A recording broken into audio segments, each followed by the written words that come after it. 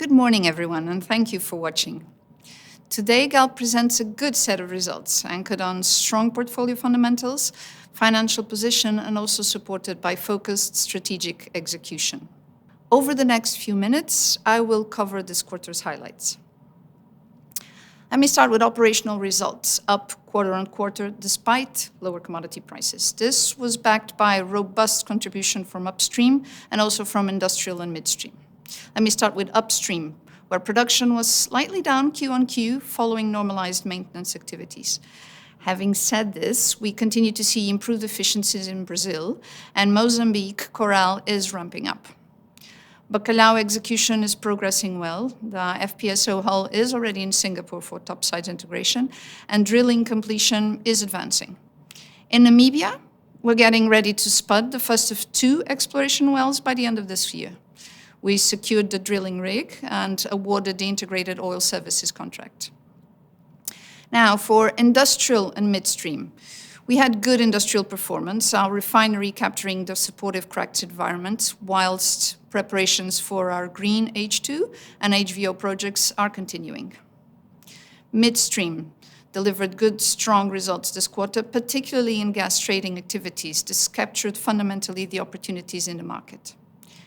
In renewables and new business, equity generation increased around 50% year-on-year, with Titan Solar now fully owned, and Galp realizations are following Iberian prices. Licensing and permitting delays in Iberia continue to be a hindrance, and in Brazil, projects are challenged in meeting our return criteria. We will continue to grow renewables, pacing our execution to a value-focused approach.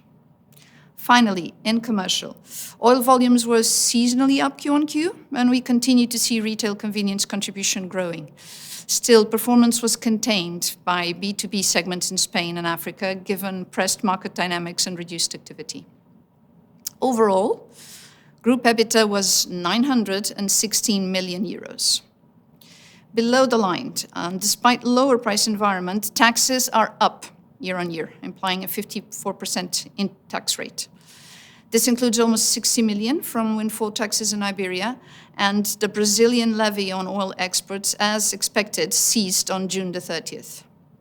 The bottom line, RCA net income was 258 million euros. Looking at cash flow, OCF reached 702 million euros. CapEx was 207 million, still light, showcasing slower pace of investment in renewables and industrial low-carbon projects. A strong free cash flow generation enabled Galp to maintain its net debt unchanged at 1.4 billion.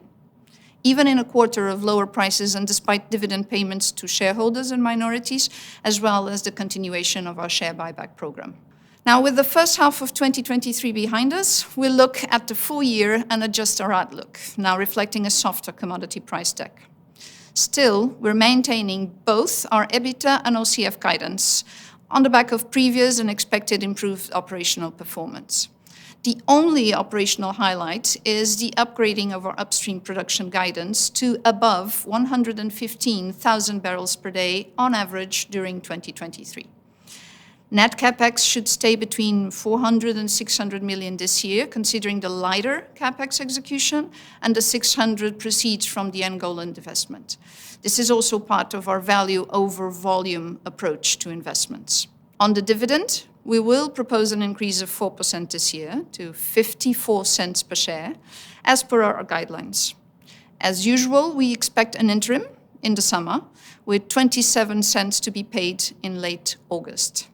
I thank you again for joining us.